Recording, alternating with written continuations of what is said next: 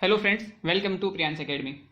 तो आज हमारा जो टेस्ट है वो सेकंड टेस्ट है, जो इंडियन कॉन्स्टिट्यूशन के बारे में है। ठीक है, टेस्ट सेकंड है और इसमें हम कवर करेंगे पार्ट 1 यूनियन एंड टेरिटरी और दूसरा जो है वो है सिटीजनशिप। इनसे रिलेटेड सभी क्वेश्चन को हम यहाँ पे कवर करेंगे। ओके, तो ये हमारा टेस्ट शेड्यूल है, आप इसको देख के और फिर प्रिपेयर होके भी टेस्ट दे सकते हैं।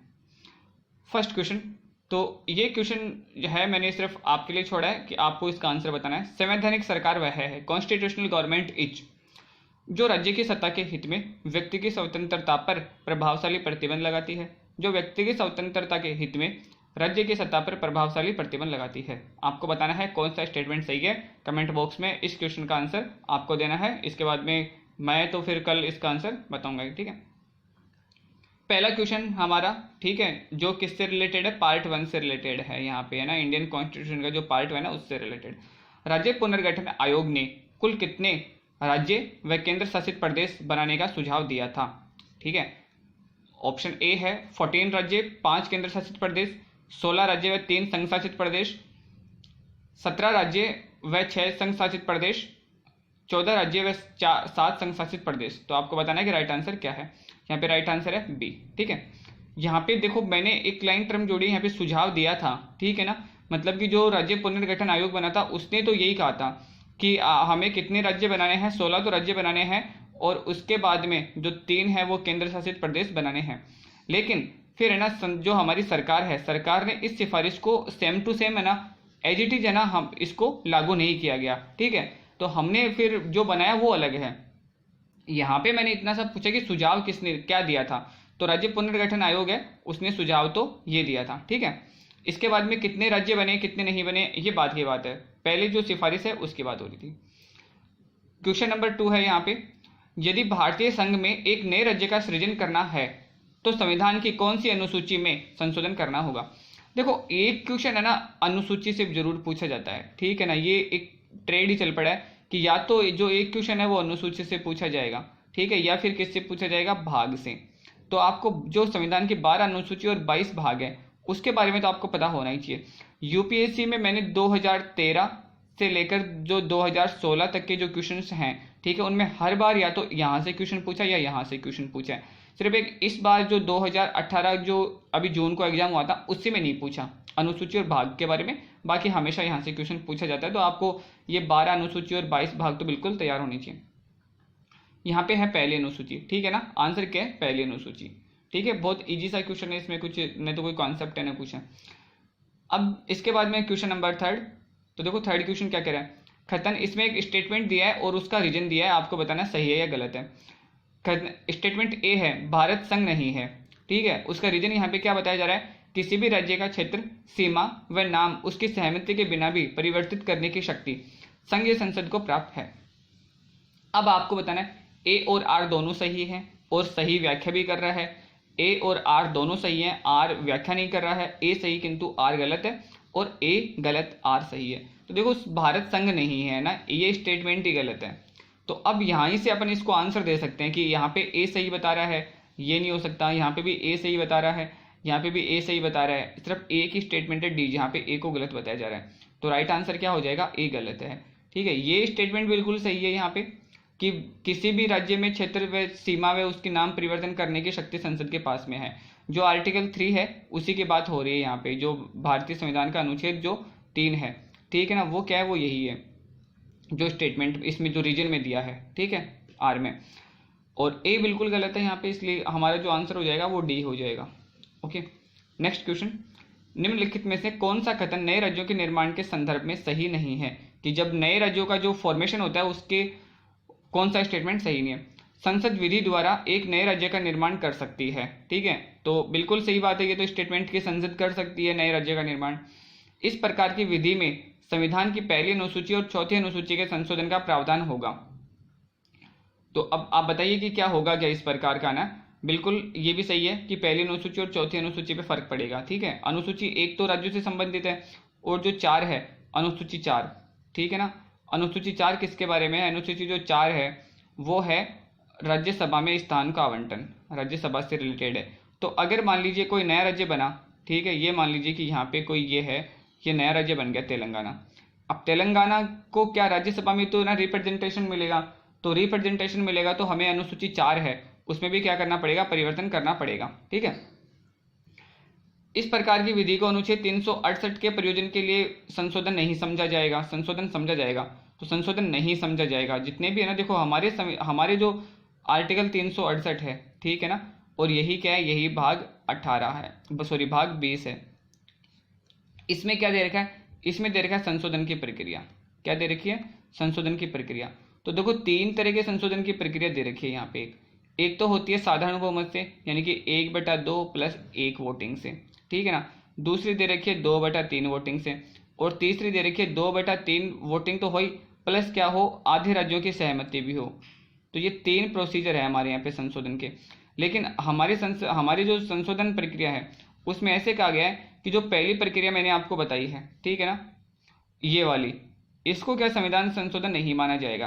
यानी जितने भी संसद साधारण बहुमत से काम करेगी, जितने भी काम साधारण अगर बहुमत से करती है तो उनको क्या माना जाएगा, उनको संविधान संशोधन नहीं माना जाएगा। ठीक है, तो राइट आंसर क्या हो जाए। इसके बाद में 4th स्टेटमेंट है, ऐसे विधेयक को संसद में प्रस्तुत करने से पहले राष्ट्रपति की पूर्व अनुमति की आवश्यकता नहीं है। तो ये स्टेटमेंट बिल्कुल गलत है, यहाँ पे राष्ट्रपति की पूर्व अनुमति की आवश्यकता होती है। राइट आंसर क्या हो जाएगा, 1 और 2। देखो आप क्या करो, वीडियो को पॉज करके फिर उसके बाद में पहले अपना आंसर दो, उसके बाद में मेरा आंसर देखो, फिर उसके बाद में आप मेरे को पोस्ट करके बताओ कि आपके कितने आंसर सही हो रहे हैं। लोकसभा में संघीय क्षेत्रों के लिए कितनी सीटें आरक्षित रखी गई है, ठीक है, लोकसभा में बताना है। तो लोकसभा में देखो अभी हमारे पास में ना जो मैक्सिमम जो सीटें हैं वो कितनी है, 552 है। प्रेजेंट टाइम पे देखो कितनी है, प्रेजेंट टाइम पे है 545। इसमें से जो 20 सीटें हैं ना वो ली गई है केंद्र शासित प्रदेशों से, ठीक है ना, यूनियन टेरिटरी से ली है, ठीक है, और जो बाकी की जो हैं सीटें तो वो हैं राज्यों से। तो यहाँ पे राइट आंसर हो जाएगा 20। ठीक है, नेक्स्ट क्वेश्चन, अरुणाचल को एक पूर्ण राज्य का दर्जा कौन से संविधान संशोधन द्वारा दिया गया था। ठीक है, स्टेट पीसीएस में ऐसे क्वेश्चन पूछे जा सकते हैं, यूपीएससी भी ऐसे क्वेश्चन पूछ लेती है, तो ये आपको ध्यान देना है। इसके अलावा मैं आपको एक बात और बता दूं, आपको मेरे को कमेंट बॉक्स में ये बताना है कि मिजोरम, ठीक है, और गोवा, इनको कौन सा संविधान संशोधन करके राज्य का दर्जा दिया गया था। ठीक है ना, पहले ये राज्य नहीं थे, पूर्ण तरीके से राज्य नहीं थे, इन दोनों को कौन से संविधान संशोधन से राज्य का दर्जा दिया गया था। बहुत इंपॉर्टेंट है ये, आने वाले टाइम पे ऐसा क्वेश्चन पूछा जा सकता है। अरुणाचल का जो राइट आंसर है वो हो जाएगा बी यहाँ पे, ठीक है ना। 55 जो संविधान संशोधन था उसके द्वारा यहाँ पे इनको राज्य का दर्जा दिया गया है। ठीक है, 35वां जो संविधान संशोधन है वो सिक्किम के लिए था, ये भी आप ध्यान रखना। 35 और 36 दो ये कॉन्स्टिट्यूशनल अमेंडमेंट है, वो किसके लिए थे, वो सिक्किम के लिए थे। यहाँ पे ये दोनों ही सिक्किम के लिए थे। सिक्किम को पहले सह राज्य का दर्जा दिया था, उसके बाद में पूर्ण राज्य का दर्जा दिया गया था, तो इसलिए इसके लिए 2 संशोधन हमें करने पड़े थे, 35 और 36। आप इसको भी ध्यान में रखिएगा।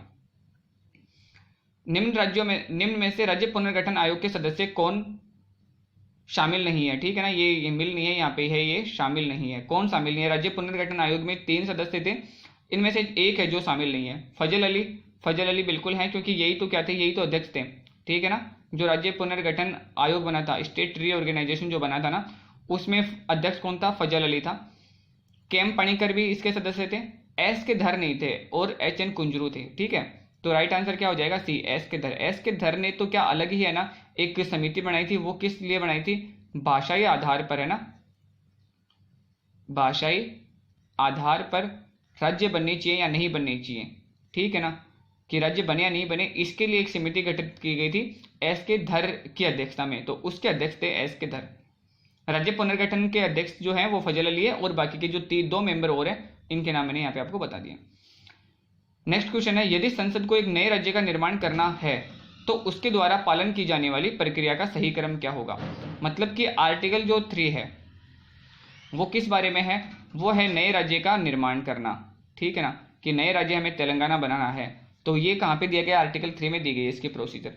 अब हमें ये बताना है कि संसद को कौन सा प्रोसीजर फॉलो करना पड़ता है, कि कौन कौन सी तरीके हैं, कि पहला ये होगा, उसके बाद में ये, इसके बाद में ये, तो इस तरह से उसको कौन कौन से स्टेप्स है ना लेने होते हैं।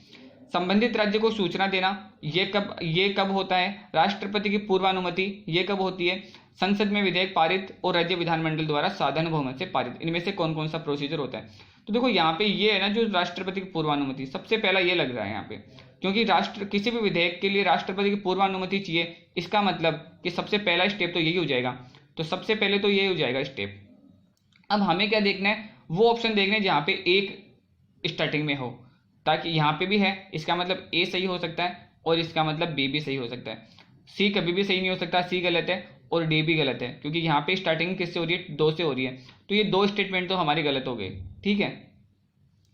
अब आ जाते हैं दूसरे स्टेटमेंट पे जाने की कोशिश करते हैं। अब हमें सिर्फ एक ही चीज का पता लगाना है कि स्टेटमेंट 4 पहले आएगा या 4 3 पहले आएगा, बस इतना सा ही है यहाँ पे, 4 3 3 और 4।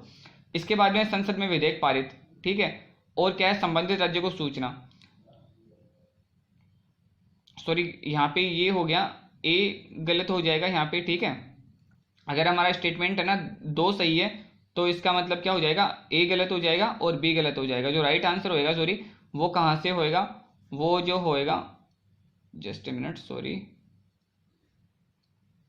मैं इसको एक बार क्लियर कर देता हूँ। हाँ, वापस से लेते हैं। देखो स्टेटमेंट हमारा क्या है, 2 सही है, इसका मतलब वो स्टेटमेंट, वो ऑप्शन सही है जिसमें 2 पहले आ रहा है, तो सी हो सकता है और क्या हो सकता है, डी हो सकता है, ठीक है। यहाँ पे ए गलत हो जाएगा और इसके बाद में बी भी गलत हो जाएगा। अब है ना नेक्स्ट स्टेटमेंट की तरफ चलते हैं अपन, ठीक है। यहाँ पे 3 दे रखा है और यहाँ पे क्या दे रखा है, 1। तो हमें अब क्या करना है, 3 और 1 में से पता लगाना है कि पहले कौन सा आएगा।